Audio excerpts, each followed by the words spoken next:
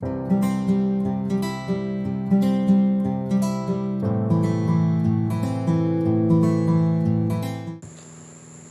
Video में हम Python operators को देखेंगे। तो पाइथन जो है उसमें 7 तरह के ऑपरेटर्स होते हैं। इन ऑपरेटर्स को हम वन बाय वन डिस्कस करते हैं। तो सबसे पहले हमारे पास जो आ जाता है वो है Python arithmetic operator. Arithmetic operator बिल्कुल वही है जो हम मैथ में यूज़ कर रहे होते हैं, plus minus subtraction multiplication division.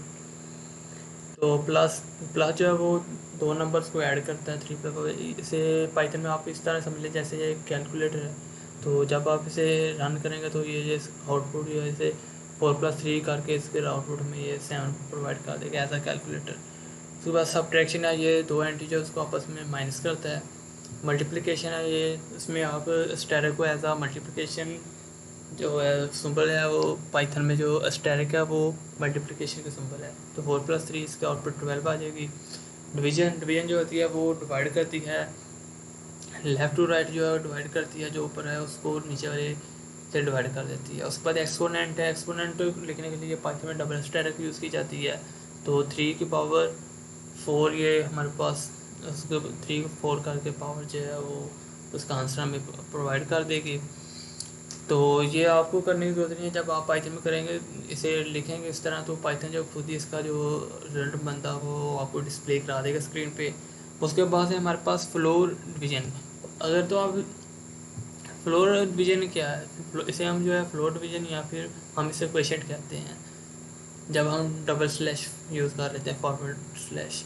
तो ये क्या करती है कि हमारे पास जो अगर हमने 10 को डिवाइड किया 3 पे, तो वैसे तो 3.333 जो है इसका रिज़ल्ट आना चाहिए। लेकिन ये जो डेसिमल की राइट साइड पे जो वो चाहता है, वो जो डेसिमल पॉइंट के बाद जो होते हैं उनको वो जो इग्नोर कर देता है, वो जो इंटीजर होता है सिर्फ उसको पिक करता है। तो 10 को अगर हम 3 से डिवाइड करेंगे और हम जो है फ्लोर डिवीजन करेंगे, तो डबल स्लैश करके डिवीजन करेंगे तो इसके वो 3.333 जो आता है उसको वो 0.333 को इग्नोर कर देगा और इसे इंटीजर को पिक करेगा जो कि 3 है, वो हमें उसकी आउटपुट दे देगा। उसके बाद हमारे पास आ जाता है मॉडुलस। ये हम अरिथमेटिक ऑपरेटर्स को रिसीव कर रहे हैं, तो उसमें हमारे पास आ जाता है मॉडुलस। तो मॉडुलस क्या करता है, मॉडुलस ये है कि ये हमें रिमाइंडर प्रोवाइड करता है। यानी डिवाइड करने के बाद जो चीज़ हमें बचती है वो ये आंसर नहीं देता, ये उसका रिमाइंडर देता है कि 4 को अगर हमने 3 पे डिवाइड किया है तो उसके जो आंसर आता है वो हमें आंसर नहीं देगा, वो उसके बाद जो रिमाइंडर बचता है वो देगा। 4 को अगर हम 3 पे मॉडुलस करते हैं तो उसका आंसर हमें ये 1 प्रोवाइड करेगा। 3 1 ज़ा 3 और पीछे एक बात जाता है 4 होने में, तो वो हमें 1 उसका आउटपुट में प्रोवाइड कर देगा। इसमें एक चीज़ पैरेंथेसिस जो है वो और होती है।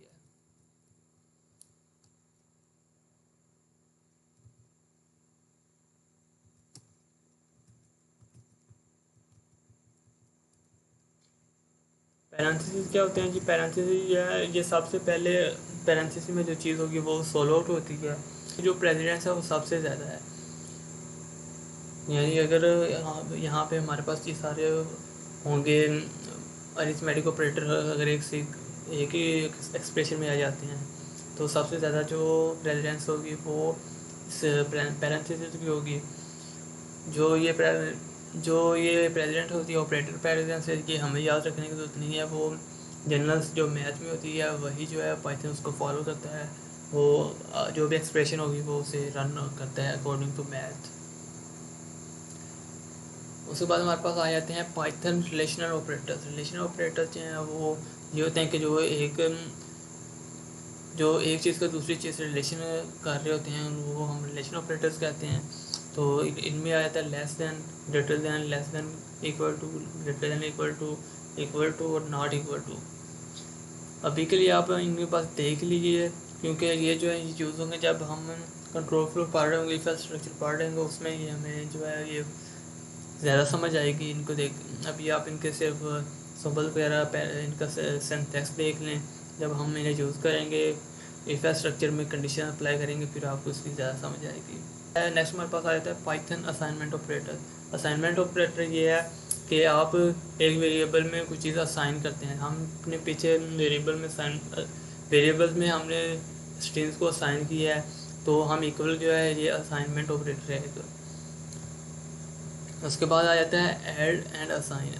ये जो है एक्स प्लस इक्वल टू 2, ये जो है इसी तरह जैसे हम इंक्रीमेंट नहीं कर रहे होते सी या सी प्लस प्लस में, हम लैंग्वेज में हम जब इंक्रीमेंट कर रहे होते तो पाइथन में इंक्रीमेंट करने के लिए इसमें यह है कि पहले जो इसकी वैल्यू उसको ऐड करो, उसके बाद इसे को असाइन करनी है, यानी इकट्ठे दोनों फंक्शन जो हम इकट्ठे कर रहे हैं, 2 लाइन्स का काम है, हम वो एक लाइन में कर रहे हैं। उसी तरह सब्ट्रैक्ट करके इसको माइनस भी करके और फिर इसमें हमने साइन करवानी है। इस तरह जितने ऑपरेटर्स हमने अरिथमेटिक ऑपरेटर पढ़े हैं सारे इस तरह यूज़ हो सकते हैं, प्लस माइनस मल्टीप्लिकेशन डिवीजन। उसके बाद हमारे पास आ जाते हैं Python logical operators. Logical operators हैं ये तो 3 तरह के बेसिकली होते हैं। इसमें जैसे फिजिक्स में गेट यूज़ होते हैं, उसी तरह एंड गेट वही ऑपरेटर्स हैं ये, एंड ऑपरेटर, नॉट ऑपरेटर और ऑपरेटर। एंड ऑपरेटर है कि हमारे पास अगर 2 कंडीशन आ रही हैं तो दोनों का ट्रू होना ज़रूरी है, यानी कि ए हमारे पास वो क्या कह रहा है कि 7 इज़ ग्रेटर दैन 7, तो 7 7 से बड़ा है, एंड 2 इज़ ग्रेटर दैन -1। जब ये दोनों जो है कंडीशन ट्रू होंगी तब हमारा रिजल्ट जो है वो ट्रू आएगा, अदरवाइज़ हमारा रिजल्ट फॉल्स आएगा। तो ये कंडीशन ट्रू नहीं है, 7 7 से बड़ा तो नहीं है, वो इक्वल होना चाहिए था यहाँ पे, इसलिए कंडीशन फॉल्स हो जाती है और इसका जो है आउटपुट है वो फॉल्स आ गई है। जो हमारे पास एंड और ऑपरेटर है, और ऑपरेटर जो है उसमें यह है कि दोनों में से कोई एक कंडीशन भी अगर ट्रू हो जाती है तो जो उसका आंसर है वो ट्रू हो जाना चाहिए।